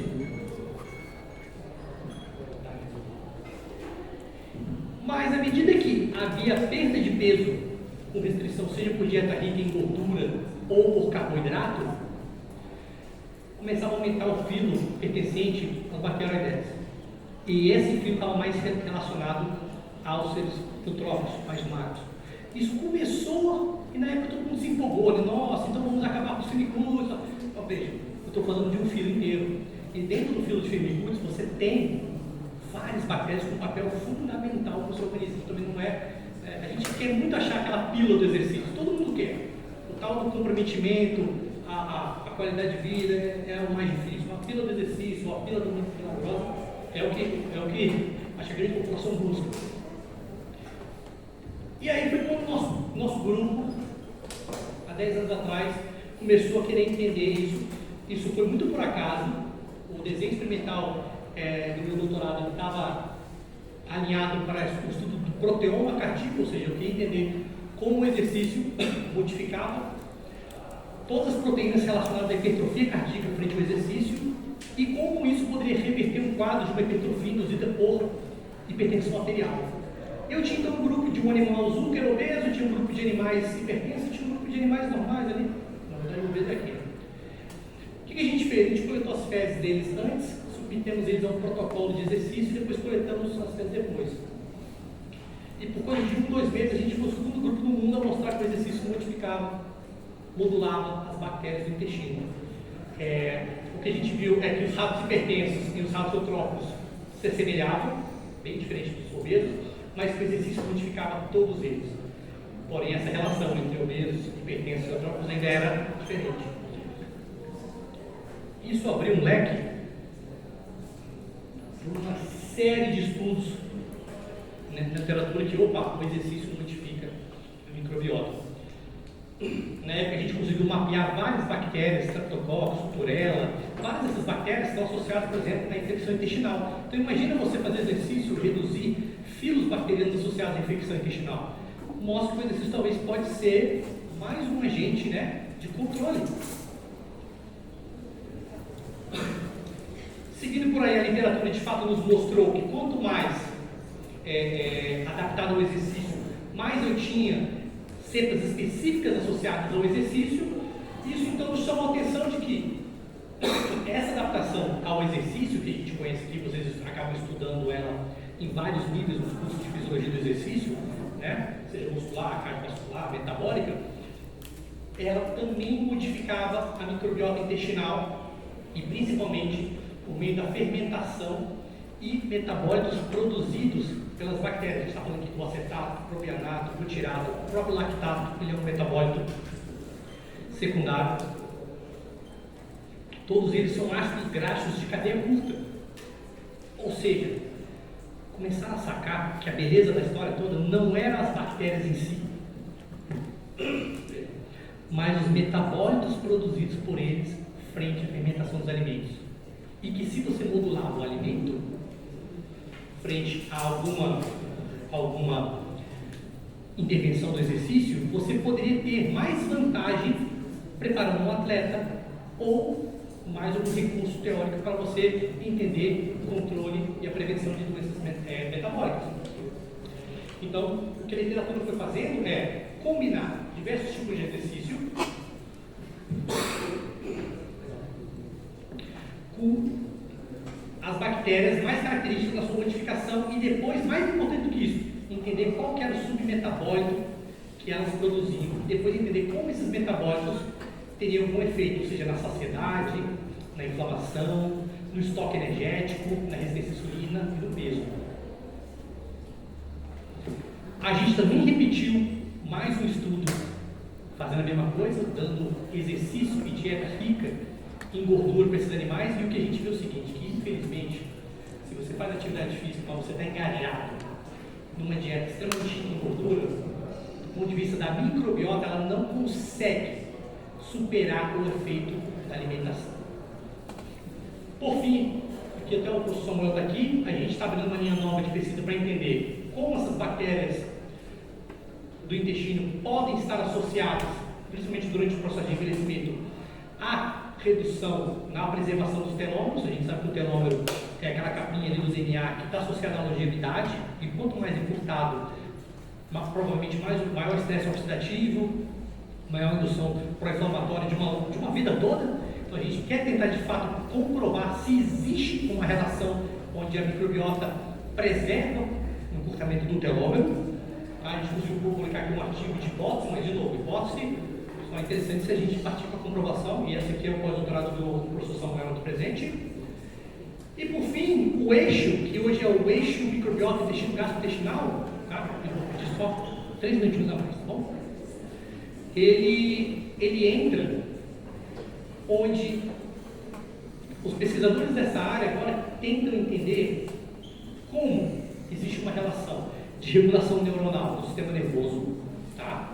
Principalmente autônomo, com vias preferentes, como essas vias modificam os enterócitos, e não só os enterócitos, as células de Panay, produtoras também de hormônios, e como essa modificação modula a microbiota intestinal. Uma vez modulada, ela produz seus metabólitos, e esses metabólitos, uma vez absorvidos e caem na corrente sanguínea, bom, se eu tenho um elemento que cai na corrente sanguínea, ele tem uma função endócrina. Então, olha que beleza. As bactérias do nosso intestino estão produzindo metabólitos que estão caindo na corrente sanguínea e atuando no nosso corpo inteiro. Então, eu posso dizer para vocês com tranquilidade que o seu trato gastrointestinal, com a presença da sua microbiota intestinal, ele é um órgão endócrino.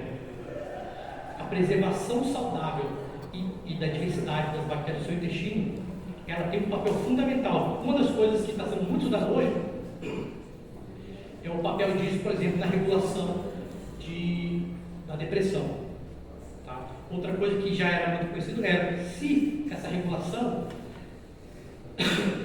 tem uma relação no controle de saciedade alimentar, porque um desses peptídeos e neuropeptídeos que as bactérias produzem é o neuropeptídeo Y, inclusive favorecendo a expressão da leptina, o hormônio da saciedade. Então, é uma coletânea de coisas que estão acontecendo ao mesmo tempo que hoje me faz eu estar aqui muito mais numa posição quase de aluno. Quando eu olho isso, eu fico olhando para isso e falo assim, cara, eu não entendo nada. Porque a gente fala de perder peso e corta caloria, faz isso, me parece que a gente está falando para o professor Lauro, hoje a gente está assim, treinado para ser receitinha de bolo, né? E aí eu venho aqui e falo que, olha, você pode até cortar caloria, mas você tem um órgão aqui que nem é feito de células humanas, células bacterianas, que regulam muito mais coisas no seu organismo do que você imagina aqui. Por isso que sempre quando eu falo sobre esse assunto, eu me coloco numa posição realmente de quase um aluno.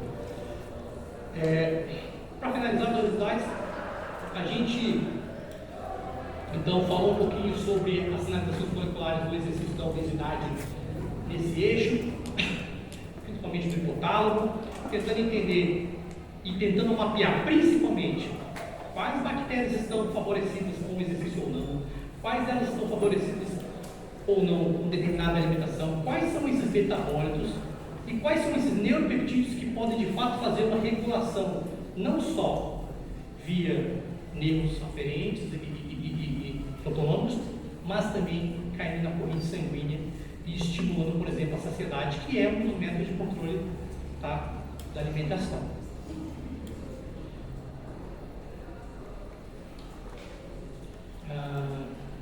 Vou passar adiante, porque eu já venho falando sobre isso. O que a gente sabe é o seguinte, que o exercício hoje, se eu pudesse resumir para vocês, hoje o exercício, ele de fato modula várias bactérias. Eu só não gosto quando a gente de fato fala assim, que o exercício faz essa modulação e esse efeito final é devido a isso. Eu acho que hoje a gente não está preparado para falar sobre isso. O que eu coloco para vocês, como um panorama, e a gente foi nessa figura tentando colocar assim, um pouquinho de tudo que a gente sabe que existe da fisiologia, da neurofisiologia, da parte metabólica das bactérias. O que daqui a gente consegue extrair algumas perguntas biológicas, nem que sejam mínimas, para contribuir com o entendimento de como o exercício modula a microbiota e como ela pode se reverter no controle da obesidade ou não, e como a alimentação também pode favorecer isso frente, por exemplo, ao tratamento da obesidade. Pessoal, agradeço profundamente. Eu queria aproveitar, para quem gosta desse tema, eu tive a oportunidade de escrever um livro sobre isso, chama Fisiologia Molecular do Exercício. Foi um livro que eu fiz para a graduação, para tentar traduzir para a graduação a temática. Eu fiz um cupom ali para vocês, de 30% no curso, tem um livro e um curso, tá?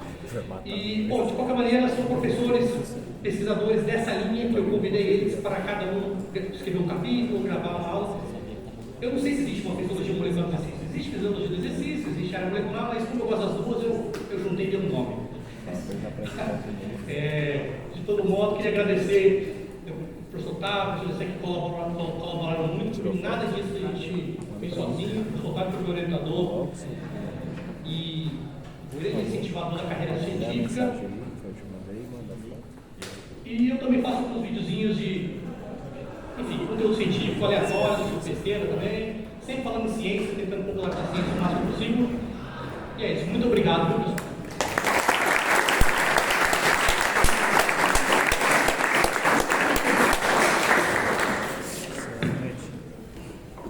Agradecemos a apresentação do professor Dr. Bernardo Petris e pedimos aos professores Carlos Jansen e Bernardo que se mantenham à mesa de honra para a sessão de perguntas. Antes de iniciarmos a sessão, avisamos que a segunda lista de presença, com tópicos de avaliação, também encontra-se habilitada para preenchimento. Acredito que muitos de vocês já tenham acessado. Favor preenchê-la até o final do evento. Neste momento, passaremos a sessão de perguntas ao palestrante.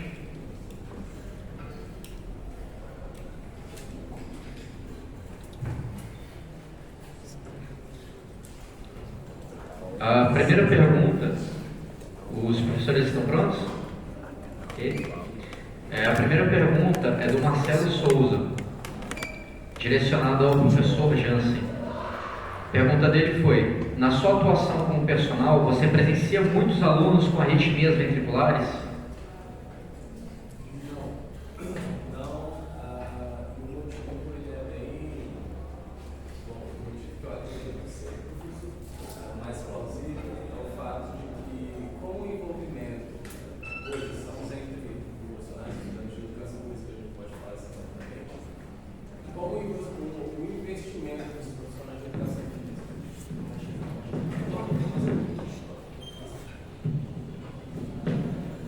Bom, então, na minha opinião, nada científica, como o engajamento, o envolvimento do profissional de educação física no cenário da reabilitação cardiovascular ele é limitado, então a população, de uma forma geral, ela não compreende, né, que o profissional de educação física ele é capacitado, ele é habilitado para intervir nessa situação.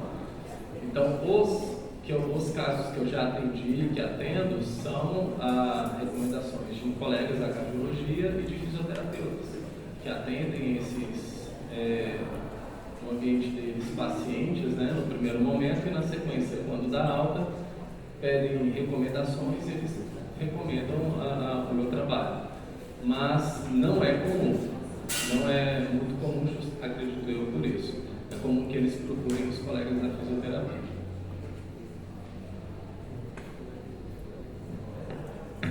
Muito obrigado, professor. A segunda pergunta, também direcionada ao professor Dr. Carlos Jansen. O Matheus Rodrigues perguntou o que é um óxido nítrico e por que ele é mais importante que a acetilcolina no contexto da apresentação. Boa pergunta. O óxido nítrico ele é um gás, né, que pode ser produzido em alguns segmentos, no próprio endotélio, mas também pode ser liberado a partir de fibras neurais, né, chamadas de fibras nitrérgicas. E aí, desculpe se eu me expressei mal, mas ele não é mais importante que a acetilcolina. Na verdade, ele atua, a liberação desse óxido nítrico, ela acompanha a liberação de acetilcolina lá no nervo vago. Então, não é que ele seja mais importante. O mecanismo molecular ainda não está muito bem descrito, mas parece que a presença desse óxido nítrico é fundamental para diminuir o risco de arritmias, né, com o aumento da atividade vagosa do coração. Muito obrigado, professor. Devido ao tempo corrido, a gente vai fazer mais uma pergunta. Eu gostaria de pedir para o professor Carlos, se você puder entregar o microfone para o professor Lauro, ele gostaria de fazer uma pergunta.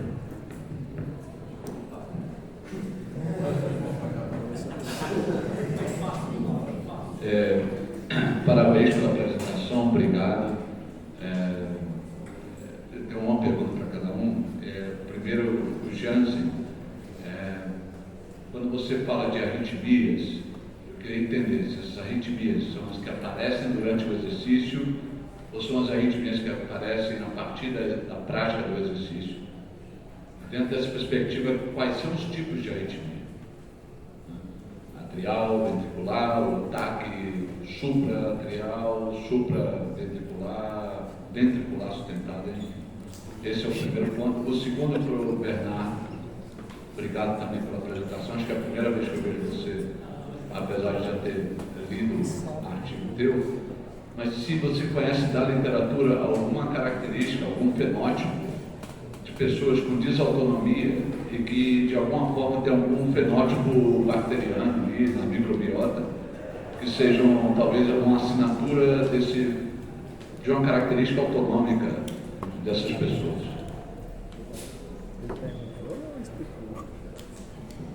Professor Lauro, muito obrigado pela pergunta. Quando eu organizei essa apresentação, esse era o grande desafio, né? Nós temos diferentes tipos de arritmias e o impacto no exercício físico ele vai ter apesar de existir um mecanismo comum pelo qual o exercício físico ele gera um efeito antiarrítmico, existem as particularidades. Então, no caso aqui da apresentação final, tem que escolher alguma coisa. Né? Eu poderia falar de arritmias supraventriculares, né? De arritmias ventriculares, e aí eu optei por falar de fibrilação ventricular. Foquei a apresentação de fibrilação ventricular. E aí, por isso, eu fiz um comentário em relação à atividade parasimpática, exercendo um efeito cardioprotetor até um determinado ponto e dependendo do local. Né? Porque se falarmos da condição atrial, hoje nós temos dados da literatura sugerindo que esse aumento da atividade parasimpática observado em atletas de endurance, né, esse aumento exacerbado da vacuotomia, ele está associado ao aumento do risco de fibrilação atrial. Né? Então, você tem um efeito antiarrítmico ventricular, mas você pode ter também um efeito proarritmogênico. Então, realmente, foi bem cirúrgico. Obrigado. Laura, confesso que eu nunca fiz essa busca, tá? Eu tive se focando muito em doenças metabólicas e o que há uns 10 anos atrás, quando eles começaram a fazer esses estudos desses enterótipos, eles viram que os grandes filos funcionavam como marcadores. O cara tem mais fibroblastos, mais bactéria dentro. Essa ideia, ela até foi recentemente abandonada, porque com um filo só, você tem centenas de milhares de espécies, gêneros, famílias. Então, no final, isso não traduzia muito como um marcador. A Amanda, que está aí atrás de você, ela está estudando a relação que a obesidade tem com a doença cardiovascular, com N-óxido trilitirina, né? Que é um marcador para a doença cardíaca, que é um dos metabólicos produzidos por bactérias, mas não é não é 12. Então, um grande desafio, e aí eu comecei nessa área muito empolgado de a gente achar assim, alguns marcadores, porque com isso, não sei, vocês já devem conhecer probióticos, prebióticos, isso aí hoje está no febredão. Se vocês pararem para ver, grande parte desses probióticos e prebióticos, eles não possuem estudos clínicos nomizados. Então a galera está achando cepas que aparecem no exercício, encapsula e toma. Não está dando nada e não toma. Mas quando você parte para a fundamentação, que aquela cepa está associada ao restabelecimento entérico, são pouquíssimas que já têm uma fundamentação. Então, da gente achar uma espécie como um marcador, eu acho muito difícil, sabe, nesse nível.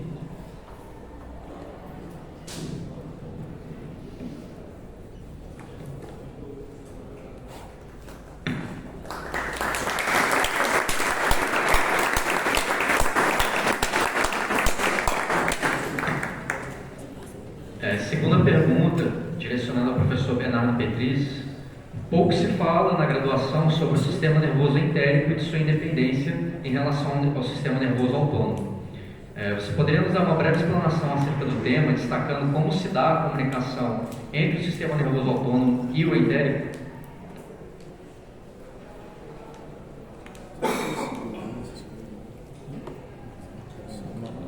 E isso é tão verdade que quando eu fui aluno, eu nem estudei entérico na minha graduação. Eu fui estudar entérico o doutorado, quando eu fui da social com um autônomo, então você também tem a rede de Magal, e a grande diferença talvez não seja nem nas vias aferentes e referentes, seria principalmente pelos plexos, né, centros regulatórios que você, de terminações nervosas autônomas, que existem ao longo de todo o trato gastrointestinal. E é como se cada desses plexos funcionasse como um setor, uma área de condução daqueles enterócitos naquela região. E aí, o que torna a história um pouco mais interessante ainda. Você então tem as vias autonômicas, os plexos das várias camadas da mucosa, que não é uma, né? Você tem a parte muscular, que por sinal é a responsável pelo peristaltismo. Você depois tem a segunda camada que vai fazer com que você tenha a liberação liberação endócrina no intestino. E aí você tem uma coisa mais interessante ainda: bactérias específicas de cada região. Tem um estudo muito interessante que o cara foi mapeando centímetro por centímetro do trato gastrointestinal e fazendo o sequenciamento bacteriano, e eles verificaram que na variação de poucos centímetros você já modificava completamente as famílias das bactérias presentes naquela região. Tá? Então é uma regulação muito delicada de bactérias, plexos e os nervos que chegam por ali, além dos receptores para os hormônios, para os neuroestimuladores, por isso. Muito obrigado, professor. Continuando a sessão de perguntas, faremos mais uma ao professor Bernardo, e para que a gente possa dar prosseguimento à entrega do sorteio, né, ao sorteio e à entrega dos brindes, essa será a última pergunta, ok? Professor Bernardo, o aluno Pedro Souza perguntou qual a relação das microbiotas e o eixo hormonal.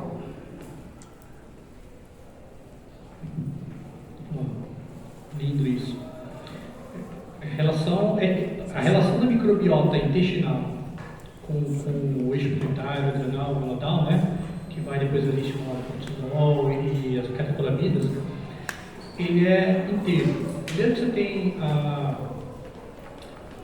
uma série de bactérias específicas do intestino. Você tem bactérias que produzem metabólitos. Esses metabólitos podem frear ou ampliar esse sinal, tá? A relação é toda. O que a gente não sabe é o que a gente faz com isso hoje. O que hoje tem sido feito nessa relação, que todo mundo começa a achar o texto, né? É tentar mapear meia dúzia de células bacterianas que respondem àquele alimento ou àquela situação de estresse ou do exercício e tentar encapsular. Mas eu entendo que hoje a gente conhece muito pouco, de fato, o papel de cada célula bacteriana frente a de todos os eixos possíveis. Então a gente tem eixo microbiota, parte renal. E quando eu falo em eixo, pessoal, muito disso é descoberto com alguma associação de alguma bactéria que está aumentada frente a uma doença renal. Aí o cara falou, existe aqui um eixo de ligação. O eixo de bactérias que promovem o aumento, por exemplo, da vitamina D. Então tem uma relação com o eixo do sistema renal. Hoje eu tenho muito mais dúvidas do que respostas para dar para vocês em relação a isso.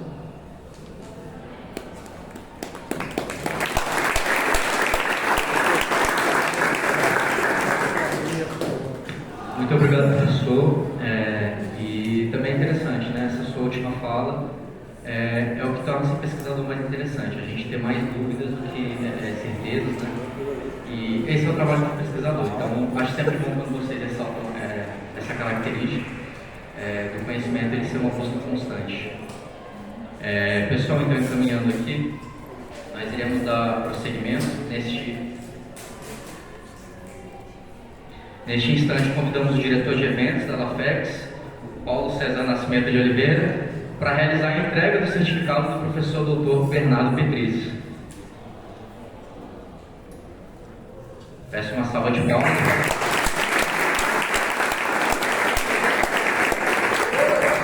Pedirei para que vocês continuem aí para a foto.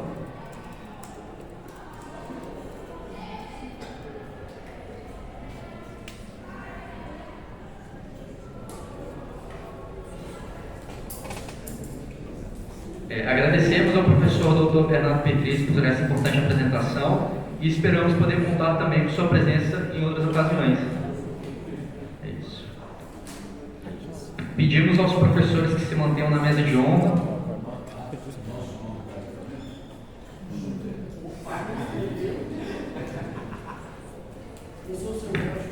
O senhor comprou a rifa? Comprou quantas rifas mesmo? Galera, mais uma vez, o Paulo não estava aqui na primeira vez, então eu gostaria de fazer um agradecimento especial, porque esse evento, da maneira como vocês estão vivenciando ele agora, não teria sido possível se não fosse o trabalho duro dele. Então vou pedir aqui mais uma vez salva de palmas para ele.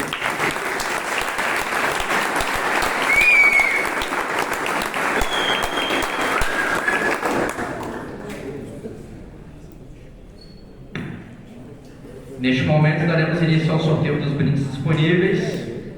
Para tanto, farão parte do sorteio todos os inscritos e o ganhador terá o direito ao prêmio caso esteja presente durante o sorteio.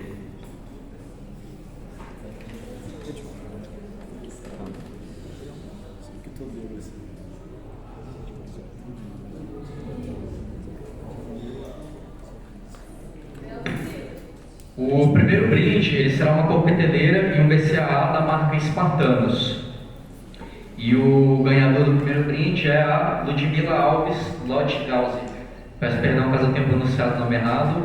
A Ludmila está por aí? Não?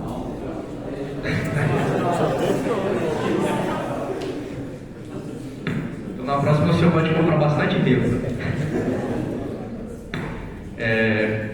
O segundo brinde será uma creatina da...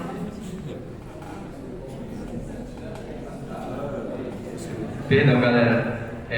Como a Ludmila não está presente, o ganhador do sorteio é o Luiz Felipe Felisberto de Silva de Brito. Tá aí, Felipe? Não? Então, vamos para a próxima. A expectativa está crescendo. Vamos lá. Jussiane Silva Oliveira. Não.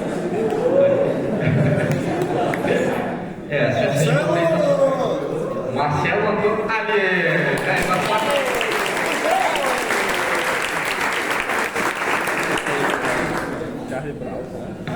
Agora sim, indo ao segundo brinde. O segundo brinde será uma creatina também da marca Espartanos. Vamos ao sorteio. E o ganhador é João Lucas Marques Vegas. Tá ali ele, uma salva de palmas.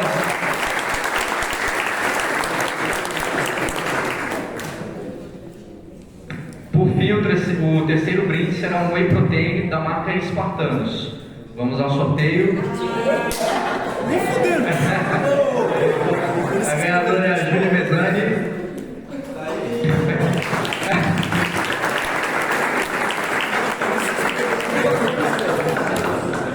Pela reação deu para ver quem era, né?